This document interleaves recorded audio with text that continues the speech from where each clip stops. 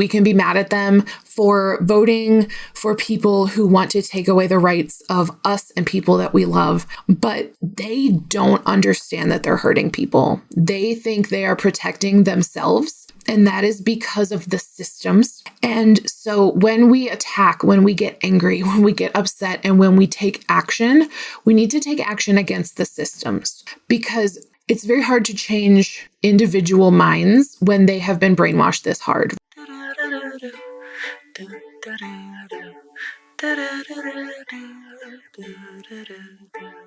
Okay, friendly friends. I want to talk about personal growth. And I want to talk about the fact that, not everybody seeks personal growth. And, that's not necessarily good or bad. I think we need to look at things like personal growth in a large scale sense, as opposed to each individual person who doesn't seek personal growth is less than or not doing their best, or they deserve worse things to happen to them. So this is coming up because I've seen a lot of people, it's coming up for so many reasons, but primarily, what's kind of prompting this is that I keep interacting with people on the internet, right? On my threads or in my YouTube comments or wherever. And people are just kind of mean and nasty sometimes. And I look at these people who are adults, functioning adults in society, people with jobs, people with kids, people who arguably care about things, but they are really mean to strangers on the internet. And they don't really seek knowledge about things that they don't know or understand. And they will reject knowledge if it is offered to them. So for instance, I'm going to say trans people.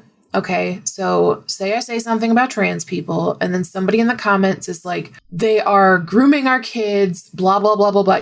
All the fucking nonsense. Okay. I'm not saying that that has any weight or validity, because it doesn't, because these people have been brainwashed. And I really want to talk about that. The fact that it is by design and on purpose that I'm going to say most Americans are not super literate. I believe, let me look it up. Let me get the data. I want to say half of Americans have a 6th grade reading level. I'm pretty sure, but I'm going to look it up. Hold tight. Okay. So 28% of adults in the United States are at or below level 1, which means that complex prose is a stretch.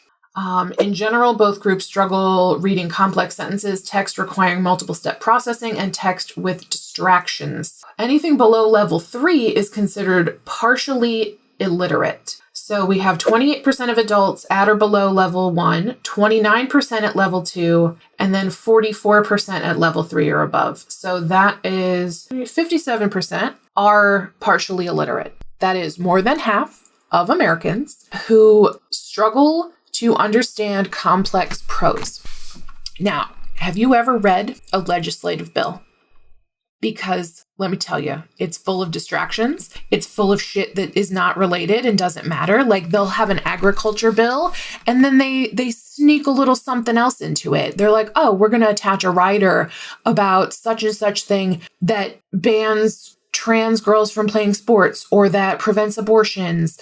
Lawmakers will shove random everything but the kitchen sink nonsense into a bill, assuming that nobody's going to read that bill. And even Congress people, I think, do not read the whole bill. So I want us to consider the literacy rates and the fact that Republicans, since Ronald Reagan, have been coming for the Department of Education. The Department of Education was not created until 1979. That is crazy. So the modern U.S. Department of Education was established by Jimmy Carter, who signed it into law October 79. And the country's first federal education department, though short-lived, was created in 1867 during the presidency of Andrew Johnson. So apparently Andrew Johnson tried, was like, we should do something about education. And then that fizzled.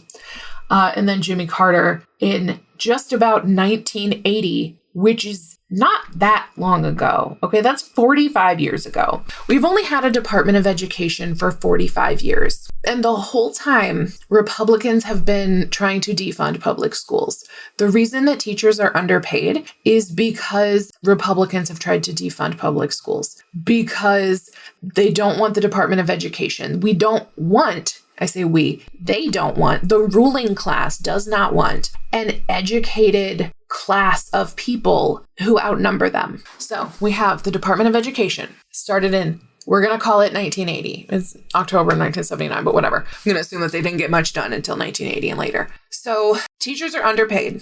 Public schooling is subject to racist districting, right? Because of redlining. So redlining is what happened when banks decided who would get more favorable or less favorable mortgage rates. And they based that on where Black people lived. So Black people got less favorable mortgage rates, interest rates for homes, meaning that they could not afford homes, or they were more likely to foreclose on their homes because the terms were less favorable. Basically, white people, they went easy on, and Black people, they made it more difficult for them to get a house, which means generational wealth, which means generations later would maybe still have those homes, that money, that value.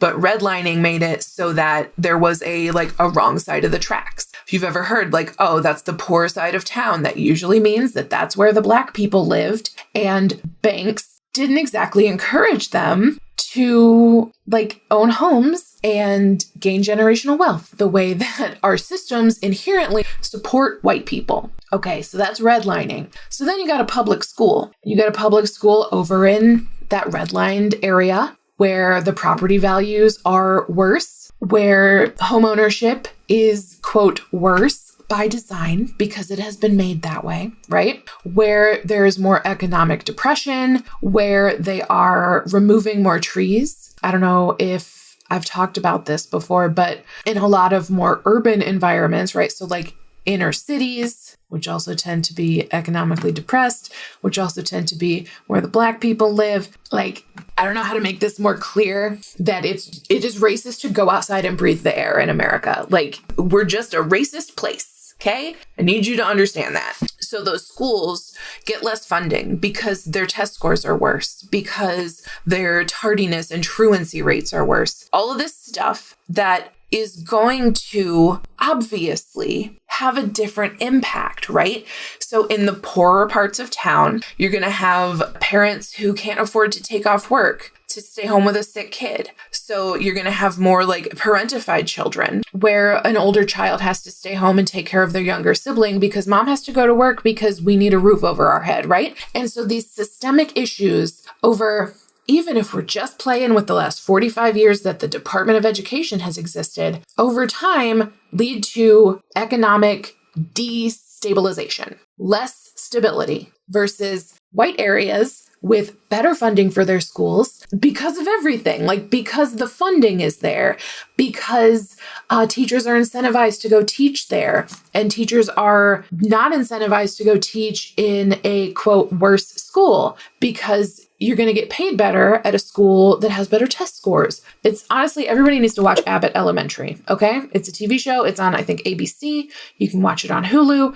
It will show you how an inner city public elementary school, what they are up against. And also it is one of the best comedies on television. Thank you. So first of all, schools in general, subject to racism, which means that in those worst schools, you're going to have lower graduation rates. You're going to have more kids who are doing the school to prison pipeline. The school to prison pipeline exists because of the white supremacist culture that these children are forced to live in. So we call it a school to prison pipeline as if it's inevitable, but really schools with higher Black populations are policed more heavily. Schools with high Black populations see more special ed interventions. They will just send more Black kids to special ed for like acting out or whatever. You know what? Actually, I think my own book talks about this. Let me find my own book. Okay. Chapter 4, Millennials are killing education. Racism in schools. Right there. I have a whole section on it. Okay. Black children are suspended more frequently and disproportionately than white children in preschool. Preschoolers are getting suspended. Who's suspending a preschooler? So that when a child is sent home from preschool, that means mom or dad has to be home with them or arrange for other childcare, which means more financial impact on Black families than white families. The inequality of school suspension unsurprisingly continues throughout students' school careers. Additionally, students with disabilities and those for whom English is a second language are also disproportionately suspended. Black students and students with disabilities have the police called to school more often and are arrested in school more frequently than their white and non-disabled peers. Similarly, students with disabilities and students of color are far more likely to be secluded or confined in school. Okay, so this is from a report in 2018 called Breaking the Link. That was from Charlotte-Mecklenburg School District. February 2018. That's when I was getting ready to leave my husband. Just a fun little aside. Okay. Their findings highlight the continuing effects of segregation in public schools. The report found for all grade spans, low poverty schools were composed of mostly white students, whereas in high poverty schools, the majority of students were Black and Hispanic. They also found that standardized test scores indicating grade level proficiency and career readiness decreased as poverty rates increased. Overall, across the district, close to 50% of high school graduates took a college level course. However, there was a striking disparity between low and high poverty schools. In high poverty schools, approximately 25.4% of graduates completed a college level course, while low poverty schools had a rate of 61.1%. Additionally, the pass rates for advanced placement tests were about 10 times higher in low poverty schools than high poverty schools. High poverty schools also reported more chronic absences and out-of-school suspensions. The American education system is set up to educate the neurotypical white child first and foremost. What's hilarious is that I did not know I had ADHD or autism when I wrote this book. I also said that capitalism's not the problem. It's totally the problem. So if you forgive me that, and for saying that I'm cis, I didn't know I was non-binary either. This is a very good book. You should read it. Just, forgive me for the things I said before I was fully radicalized in my cocoon. But anyway, I've been really mad about education since at least 2016 even, when I first wrote the blog that turned into this book. I should read that more often and let myself celebrate my accomplishments. Okay, so back to the Department of Education and the fact that, when I started this whole episode, hopefully you've stuck with me this time and you're like, why are we just talking about racism? Because it matters, because it impacts everything. Duh. Why are you not talking about racism? Republicans do not want us to be educated. Republicans want particularly high poverty rate areas and minority areas to be less educated, to be less literate, to be less informed. Because if these populations were informed and taught actual history and were able to see patterns repeating themselves of fascism and other bad stuff, mass deportations, that's fucked up. I guess it all just kind of rolls up into fascism. We're doing a lot of fascism lately in this country. I am not a fan, but I know some people who are fans. And that's because they're fucking uneducated. But it's not their fault that they're uneducated, because our school systems have been systematically attacked by design. By Republican lawmakers, by Congress, by the president. Ronald Reagan immediately went hard and was like, well, we have to destroy this thing Jimmy Carter did. God bless Jimmy Carter. Has he ever done anything bad? I feel like he had to do something bad, right? He's a US president. Everybody gets their hands dirty. But sorry, but funding education is not the bad thing that any president did. Funding education is important. Educating our children is important. And we are systematically limiting the education of our children. This is why there's such a pushback on things like critical race theory, because the people in power who benefit from us not teaching realistic, education about racism and white supremacy and what America has done to its marginalized populations. We don't want to teach that because we want people to think that the government is good guys and the government wants to help and the government is here to keep you safe. Sorry, but the government is here to keep the government safe. The government is here to it's not good. It's not good, friends. But it's so hard to see that when you have been trained not to look for it. And when you are told by Fox News and other, conservative podcast dudes, right? All of this to say that I have a lot of compassion for people who are literally ignorant of what is actually happening. I see what the man behind the curtain is doing because I learned stuff that helped me know to look for it. And millions of Americans have purposely been kept in the dark and have purposely been uneducated and have purposely been fed false information about the dangers of trans people, queer people, Black people, immigrants. There's a reason that they regurgitate white supremacist talking points, and it's because they have been subjected to white supremacist conditioning. And that's really sad. And we can be mad at them for voting Republican. We can be mad at them for voting for people who want to take away the rights of us and people that we love. But they don't understand that they're hurting people. They think they are protecting themselves. And that is because of the systems. And so when we attack, when we get angry, when we get upset, and when we take action, we need to take action against the systems, because it's very hard to change individual minds when they have been brainwashed this hard, right? It's a cult. MAGA is a cult, a literal cult. And they believe everything that they are saying. They believe it and they think it's true. And if you, think about that. If you had been taught, right, this group of people is gonna snatch your baby off the street, which I don't know, you'd think we would get nervous about priests, but we haven't yet. But if you believed that, that would be scary. It would be scary to go outside and think, oh, just a random gay person on the street might shiv me and my kid. I don't know. They will steal candy from my baby. Okay, I know that that's nonsense. And every gay person knows that that's nonsense. And everybody who supports gay people knows that that's nonsense. But then we still have to compete with the fact that over 50% of Americans are partially illiterate and deliberately undereducated. And our quarrel, cannot be with them if we want to make big cultural changes. Our quarrel has to be with systems, with legislators, with school districts, with town halls. We have to be noisy at the system so that the system knows they can't get away with this shit. Because if you're trying to just change your neighbor's mind, maybe you will and maybe you won't. And maybe they'll act like you did and then they'll go inside and they'll still believe the same thing. But individual people it's hard to say they're less of a threat, right? Because the wrong person with access to something dangerous can actually be a real danger for us. I get that. I have anxiety and obsessive compulsive disorder, and I'm constantly imagining horrific things that happen to me every time I leave my house, right? So I'm there.